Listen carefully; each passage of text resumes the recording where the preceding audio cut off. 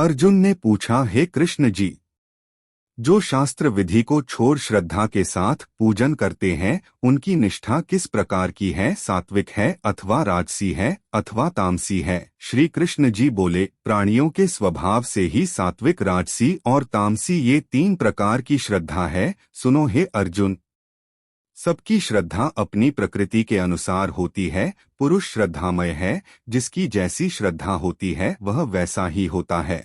सात्विक पुरुष देवताओं को पूजते हैं, रजोगुणी यक्ष राक्षसों को पूजते हैं और तामसी जन भूतों प्रेतों को पूजते हैं।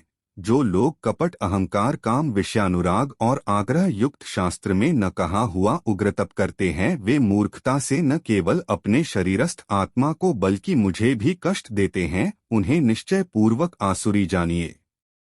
प्रत्येक को 3 प्रकार का आहार प्रिय है। उसी तरह यज्ञ, तप और दान भी 3 प्रकार के हैं, जिनके भेद सुनिए। आयु, सत्व, बल, आरोग्य, सुख और प्रीति को बढ़ाने वाले रस धृत युक्त पोषक और आनंददायक आहार सात्विकों को प्रिय है। कड़वे, खट्टे, नमकीन, गर्म, तीखे, रूखे, चरपरे तथा दुहक, शोक और रोगजनक भोजन राजसी लोगों को प्रिय है। पहरों को रखा हुआ अनिरस, दुर्गंध युक्त, वासी, उच्छिष्ट, अपवित्र भोजन तामस लोगों को अच्छा लगता है। यज्ञ करना ही है, ऐसे मन को दृढ़ करके फल के इच्छा बिना विधि पूर्वक जो यज्ञ किया जाता है वह सात्विक है।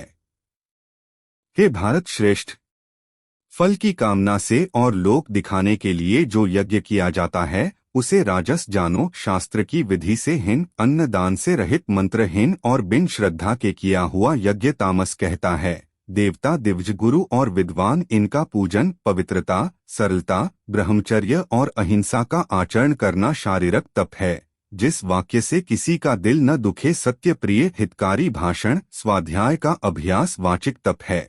मन की प्रसन्नता, चित्त को शांति, मौन, आत्मा निग्रह और निष्कपट रहना, यह मानसिक तप है। यह तीनों प्रकार का तप यदि श्रद्धा से फल की इच्छा याग कर और भोग युक्त होकर किया जाए तो सात्विक तप कहलाता है। जो अपना आदर और बड़ाई कराने के लिए दंभ पूर्वक किया जाता है वह अनिवार्य और क्षणिक तप राजस है। दुराग्रह से आत्मा को कष्ट देकर व दूसरे के नाश के लिए किया जाए उसे तामस तप कहते हैं। फल की इच्छा त्याग, उत्तम बुद्धि से उत्तम स्थान में सत्पात्र को बदले में कोई वस्तु लेने की इच्छा बिना दिया जाता है उसे सात्विक दान कहते हैं। जो दान प्रत्युकार अथवा किसी फल की इच्छा से कलेश पूर्वक किया जाता है उसे राजस दान कहते हैं। अयोग्य स्थान पर, अयोग्य समय में, अयोग्य पुरुषों को असत्कार और निरादर के साथ जो दान किया जाता है उसे तामस दान कहते हैं। तत् और सत ये 3 ब्रह्मा के नाम हैं। इन्हीं से आदिकाल में ब्राह्मण, यज्ञ और वेद बने हैं। इसी से ज्ञानी पुरुष यज्ञ, दान और तप आदि शास्त्रोक्त क्रियाएकार उच्चारण के साथ करते हैं। मुमुक्ष जन फल की इच्छा न करके तत् शब्द का उच्चारण कर यज्ञ, तप और दान करते हैं। हे अर्जुन, सत शब्द का उच्चारण सद्भाव और साधु भाव में किया जाता है तथा मांगलिक विवाहादिक कर्म में भी सत शब्द का उच्चारण करते हैं। यज्ञ, तप और दान में जो निष्ठ है उसे सत कहते हैं और ईश्वर प्राप्ति के अर्थ जो कर्म है यह भी। हे अर्जुन, जो कोई श्रद्धा से होकर मेरे निमित्त कुछ पदार्थ अग्नि में होम कर दान करे, तप करे और जो सत्य कर्म करे तिनको मैं अंगीकार नहीं से। और जो कोई अपने पितरों के निमित्त दान करता है उसको वह भी अंगीकार नहीं करते हैं। श्रद्धा प्रीति से रहित होकर दिया हुआ दान किनको प्राप्त होता है सो सुनो, उसका फल भूतों की देह धार कर भोगना पड़ता है। भूत प्रेत उस फल को भोगते हैं, मुझको नहीं प्राप्त होता और मैं भी उनको नहीं ग्रहण करता हूँ। श्री भगवान जी बोले, मंडलीक नाम देश में दुष्सान नाम का राजा था। एक राजा किसी और देश का था। तिन्होंने आपस में शर्त बांधी, हाथी लड़ाए और कहा जिसका हाथी जीते सो यह अमुक धन लेवे। तब दूसरे राजा का हाथी जीता, दुशासन का हाथी हारा। कुछ दिन पीछे हाथी मर गया, राजा को बड़ी चिंता हुई। एक द्रव्य गया, दूसरे हाथी मरा, तीसरे लोगों की हंसी, इससे निंदा चली। इन्हीं चिंता में राजा मर गया। यमदूत पकड़कर धर्मराज के पास ले गए। धर्मराज ने हुक्म दिया, यह हाथी के मोह में मरा है, इसको हाथी योनि देवो हे लक्ष्मी।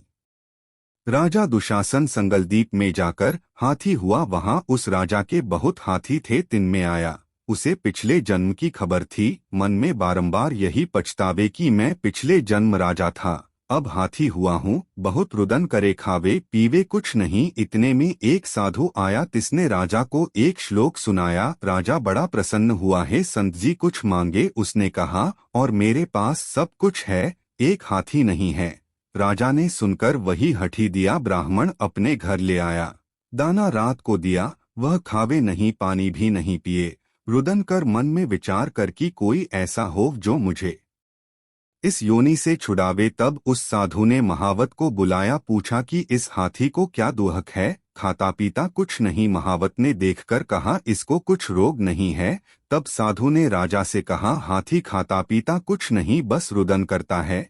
यह सुनकर राजा आप देखने को आया। राजा ने भले 2 वैद्य बुलाए और महावत को भी हाथी दिखया। उन्होंने देखकर राजा जी से कहा, इसको कोई मानसिक दुहक है, देह को कोई दुहक नहीं।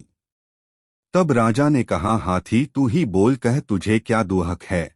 परमेश्वर की शक्ति से मनुष्यों की भाषा में हाथी ने कहा, राजन तू बड़ा धर्मज्ञ है, यह ब्राह्मण भी बुद्धिमान है, इसके हक का अन्न खावे। जो बड़ा धर्मात्मा हो मुझको क्यों मिले? तब साधु ने कहा, हे राजा अपना हाथी फेर ले। राजा ने कहा, दान किया मैं नहीं फेरता, यह हाथी मरे या जीवे। तब हाथी ने कहा, हे संत जी तू मत कर, तेरे घर में कोई गीता की पोथी हो तो मुझे 17वें अध्याय का पाठ सुनाओ। तब उस साधु ने ऐसा ही किया। हे लक्ष्मी, 17वें अध्याय का पाठ सुनते ही तत्काल हाथी की देह छूटी। आकाश से विमान आए, देव देही पाकर विमानों पर चढ़ के राजा के सामान आ खड़ा हुआ। राजा की स्तुति करी, राजन तू धन्य है, तेरी कृपा से मैं इस अधम देह से छूटा हूँ। राजा को अपनी पिछली कहानी सुनाई। हे राजन, मैं पिछले जन्म में राजा था, हठी मैंने लड़ाए थे, मेरा हाथी हार गया था, मैं उसी गम में मर गया। धर्मराज की आज्ञा से मैंने हाथी जन्म पाया। मैंने प्रार्थना की मेरी गति कब होवेगी? धर्मराज ने कहा, गीता जी के 17वें अध्याय का पाठ सुनने से तेरी मुक्ति होवेगी। सो तेरी